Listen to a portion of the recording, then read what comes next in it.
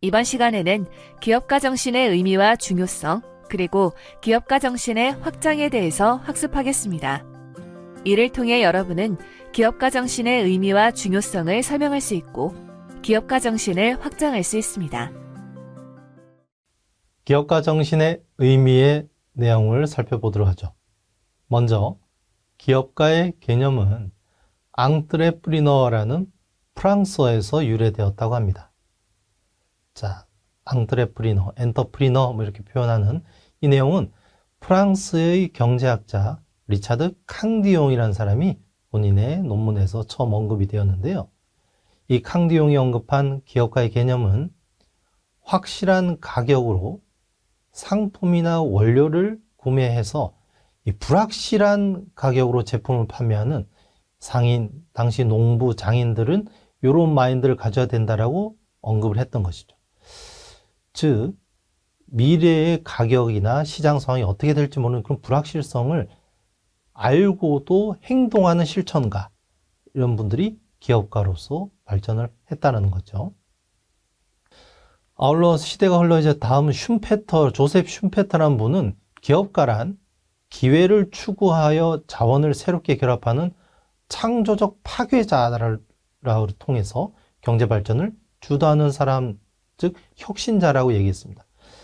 자, 이 슌페터의 이 키워드인 창조적 파괴라는 용어, 여러분들 우리 창업 준비하는데 많이 들어보셨죠?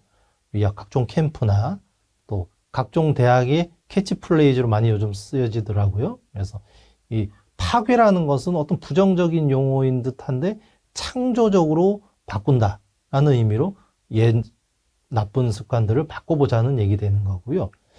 또 아울러 민츠버그는 동기부여를 중요시하고 또 그를 통해서 정보를 수집, 전달함으로써 어떤 기업을 변화시키고 통제시키는 역할을 수행하는 사람들이다라고 또 언급을 했습니다. 이런 기업가 정신의 개념을 구체적으로 살펴보면 스티븐슨이라는 분이 최근에 이 기업가 정신이란 기업을 설립하거나 혁신 또는 위험을 감수하는 정도, 기존에 나왔던 많은 이 슌페터의 내용을 좀 더 확장시키는 내용으로 발전시켰고요.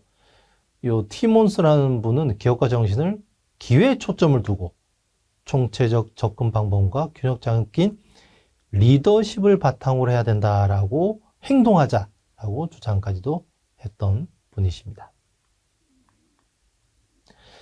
이런 기업가 정신의 변천 과정을 역사적으로 살펴보면 우리 마르코 폴로라는 분이 예전 그 이탈리아 상인으로서 당시 중국 원나라 시절에 그 동방견문록이라는 책을 썼다고 하죠.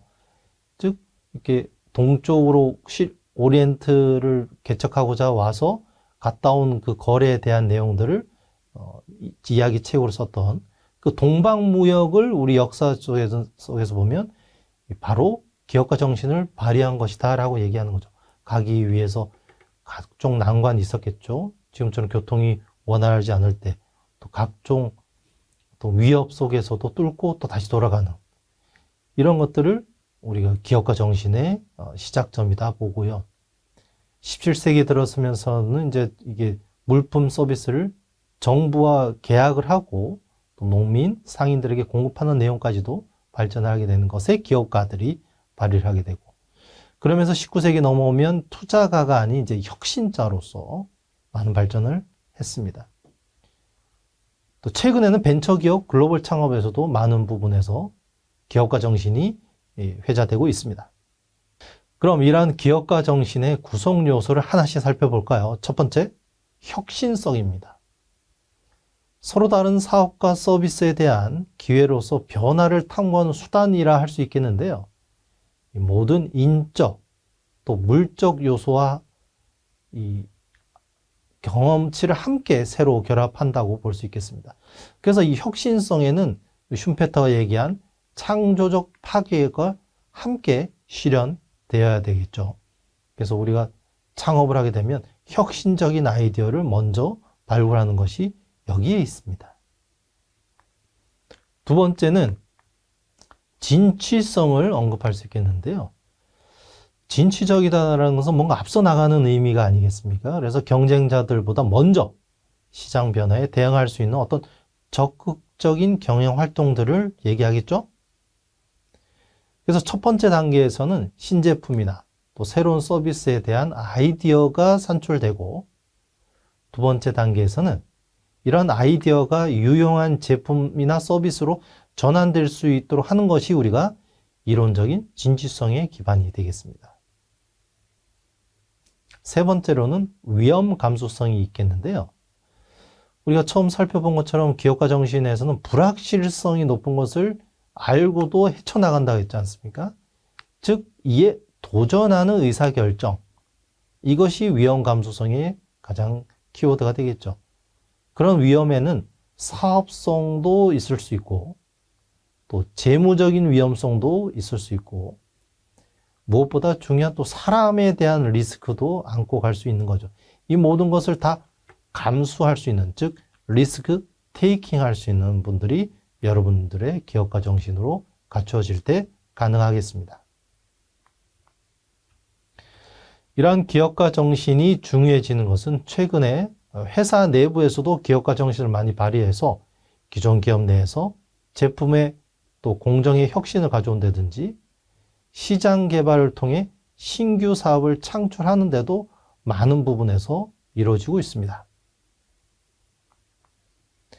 그래서 새로운 조직이나 사업을 만들어내는 그 과정에서 나타나는 기업가 정신을 보게 되면 이 사내 창업을 통해 독립적 창업이라기보다는 기존 기업 내에서 또 사내 벤처와 전략적 쇄신을 통해 사고방식을 바탕으로 이러한 행동이 수반될 수 있도록 기존의 기업들에서 R&D, 연구소에서 무엇이 합쳐지냐면 조직을 변화시키는, 그래서 혁신의 키워드가 함께 이루어지면서 사내 창업도 활성화되고 있습니다. 두 번째로 대표적인 기업가 정신은 우리 살아가는데 사회적 기업가라고 할 수 있는데요. 우리가 사회적 기업이라는 의미를 보게 되면 비영리 기관이나 기업 또 정부 부문의 어떤 내에서 서로 또 다른 연계를 일어나는데 그것이 혁신적인 사회적 가치 활동을 창출시킬 때 사회적 기업이라 하죠. 우리 기업의 목적은 이윤 추구일 텐데 이 경제적 가치와 함께 사회적 가치, 소셜 밸류를 추구한다 할 수 있습니다. 그래서 사회적 가치를 창출하고 유지하고자 하는 데는 현재 있는 자원이나 능력에 구애받지 않고도 충분히 할 수 있는 그런 능력이 필요하겠습니다. 그래서 이러한 사회적 기업의 특징을 살펴보면 첫째, 취약계층의 일자리나 사회 서비스를 제공하는 등을 추구한다고 할 수 있죠. 우리가 취약계층 하게 되면 대표적으로 이제 경제적으로 취약하거나 또 열심히 일을 하고 또 하고 싶어도 신체적 장애로 안타깝게 활동 못하는 분들도 있을 수 있잖아요.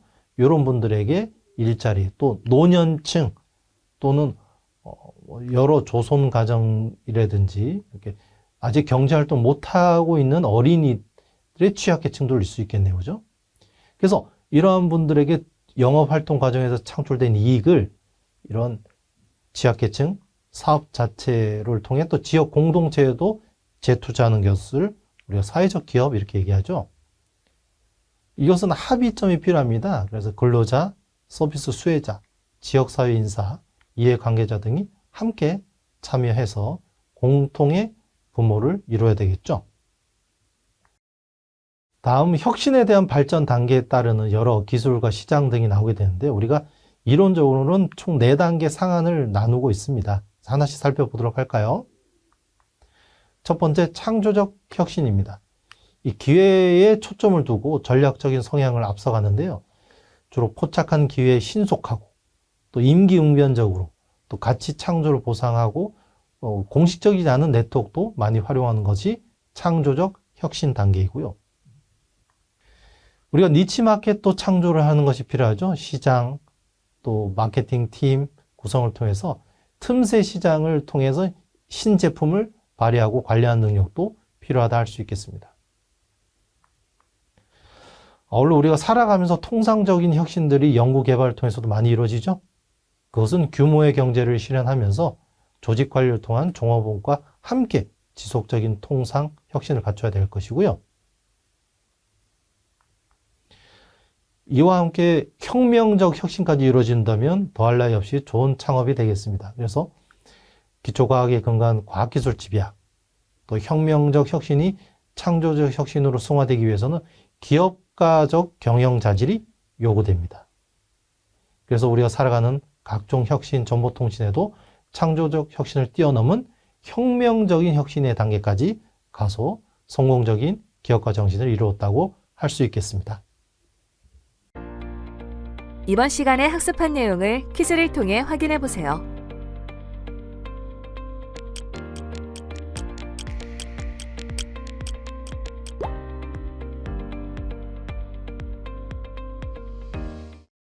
이번 시간에 학습한 내용을 정리해 보세요.